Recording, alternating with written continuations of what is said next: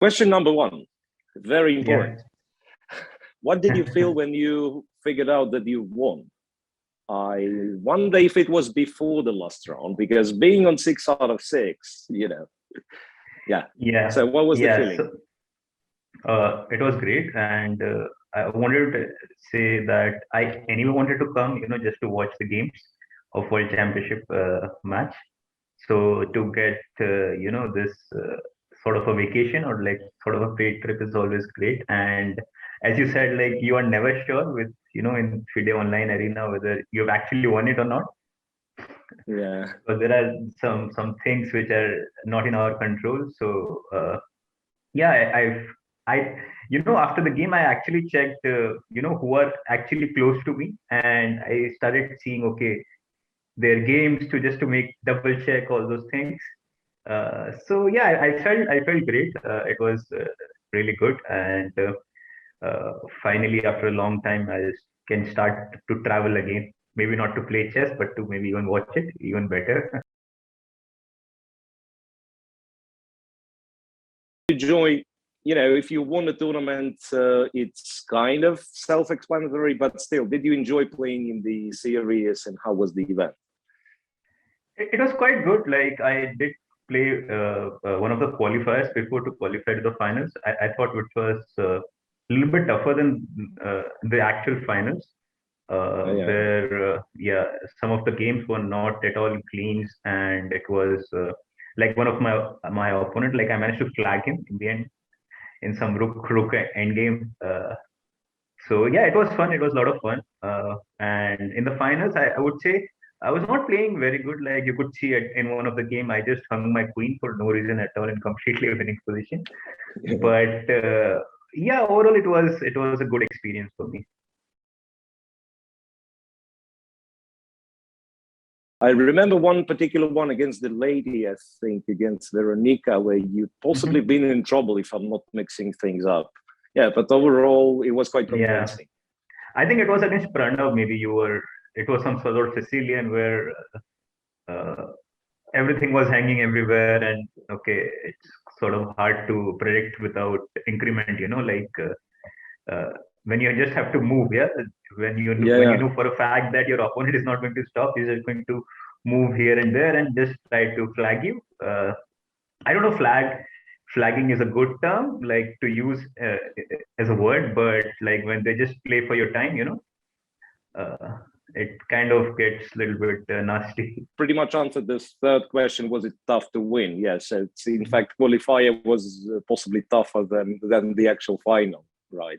Yeah, because the Um, qualifier was a bit random. Here, at least, I could see I saw like you also mentioned that Georg Meyer was on the list, and there was also V Pranav. He's about 2500 FIDE rating. So I sort of had little time to prepare. Like I was not so serious. Of course, it was blitz without increment, so you cannot really try and solve the game like you mentioned. But I still did see just to solve some positions, maybe just to get in touch. yeah, so you did a fair bit of preparation. Yeah, for that's life nowadays. You have to prepare for online tournaments, right? Yeah, yeah. You have a special music track where what you're listening to, I don't know, before to get in the mood before the start of a tournament, well, possibly during the tournament. Yeah, I used to have one Uh, when it was still uh, allowed. well, I would not say just one track. Like usually, not during the tournament, but like while preparing, like some random song, which some random recent track which I can listen to like the whole day. Just Yeah, preparing something, some line or some stuff, and the music is just one song or maybe two, and it just keeps on. It goes on repeat and all those things. Yeah, I used to do that as well. Not so much now because I haven't played. Like I played the Sharjah Open recently, but besides that, I haven't played that much. And if you don't play so much, you don't prepare also. Like you don't get this sort of motivation to prepare so much as well. So yeah, usually I am very keen, listening to music while preparing, but not during tournaments because what happens like during the game, I sort of hum those songs in my mind. Yeah, that happens very often, right? I mean, so then in the middle of a game, you find yourself, I don't know, singing, mumbling something instead of calculating. And you know what you know what is the most irritating part in that is that all of a sudden if you forgot the lyrics in between, and you sort of stressing in your mind about what was that word in between in the song. So yeah. How long have you been into chess? I mean, how long your chess career is lasting? I turned 32 like this month, and I have been playing chess like let's say not competitive, but like started playing when I was 6. So you can do the math. I started playing when I was 6. I played my first Indian championship, like my age group, under 7. It was in probably 97. I don't remember. Wow. 96, 90. Yeah, so it was long time. Can you possibly specify the moment when you felt, so now I'm a professional chess player? Because when you've mentioned I started at 6, I've started at 6 as well, like Soviet Pioneer Palace something. But there was a turning point when I felt like, okay, I have a decision to make, and then I'm a professional, semi-professional, whatever.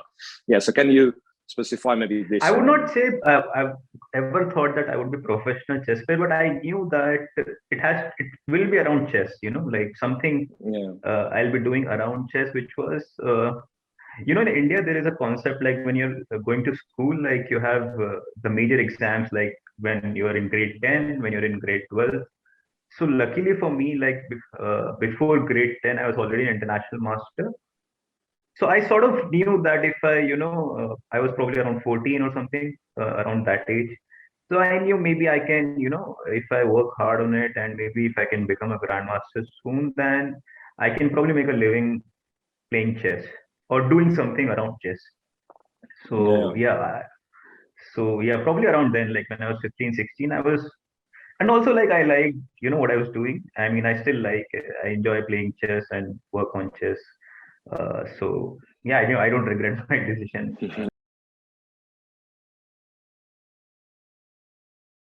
Who you will be rooting for in Dubai? Magnus or Jan or Magnus? I'm really hoping that it's going to be a really close match.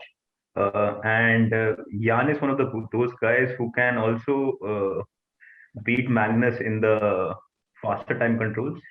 So at least Magnus doesn't have that sort of advantage like he had in the previous matches, where if the match is tied, he can at least go to the rapid portion of the match and then win it. But I would still say Magnus is the favorite. Like any day, you would pick Magnus. Yeah. If I mean, it's no brainer. Like if you have to put your money on, Magnus would be the safest bet ever against anybody. That's the thing. That's the thing. So that, I mean, you can have your preferences. You can pick some other players, like you say Ali Reza, like Fabi, and so on. But if you really have to put your money where your mouth is, it's Magnus all day. What's the mindset to win the tournament? I mean, how to not to get too excited or vice versa, not too scared. Yeah, so maybe you have some. I think mainly it has to do with your brain, because with your mind, because I feel at certain level, let's say where I am right now, around 2600 to 2650 or even to 2700. Everybody works hard. Everybody has similar files, similar opening files. But what matters is that sometimes there are some players who are willing to, push themselves, who are willing to take that extra risk, and they don't mind losing so much.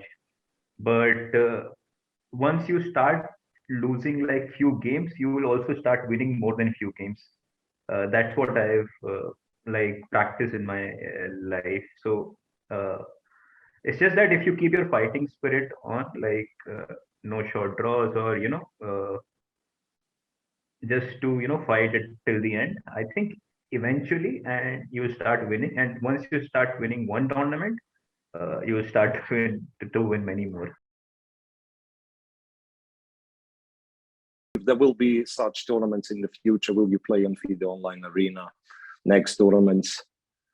Yeah, of course. Like it was quite lucky for me that first of all I didn't know it was happening. Uh, one of my students, like he was playing there, he just informed me like a few hours before, and I was like, oh, what are the prizes and all those things? And he said, oh, there is a trip to Dubai, and there are two you can win for two people. I was like, oh, that seems interesting. So then Mhm. I didn't know that. I thought the qualifiers was actually the finals at first. Mhm. And then I was like, there were so many people, like I didn't understand what is the format. And then actually I read the regulations. So yeah, of course, like I would love to participate in these events. And yeah, it was like any sort of event. I just like playing chess, in general. Like these days, I don't get the chance because all the COVID restrictions and stuff. I cannot travel so much. But yeah, in general, yeah, any sort of tournament. And yeah, I like the format, like where you had the qualifiers and then the finals. And yeah, I really enjoyed it. Yeah. So your thoughts, are you happy with the partners for chess like Algorand is? So basically tech companies, and Yeah, historically it's been always like IBM was supporting, I don't yeah, know, yeah, Vishy Anand and Gary Kasparov. And so what's your yeah. thoughts, I mean, on this connection between, let's say now it's Algorand and possibly some other tech companies supporting chess? Yeah. I think chess and software companies or the technology companies go side by side, because if you see, uh, the advancement of chess is basically has come from computers. So I actually like that there is tech companies supporting chess. And like even few years back when uh, Alpha Zero came into the scene, it only goes to show that if the tech company is really serious about chess, it can do wonders for chess. Uh, so yeah, I mean, I'm hoping that there are more sponsors like that, and really would like to thank them, for doing this for chess. So thank you very much once again. Congrats, and hope you enjoy your trip. Thank you Thanks so so much. much. Yeah.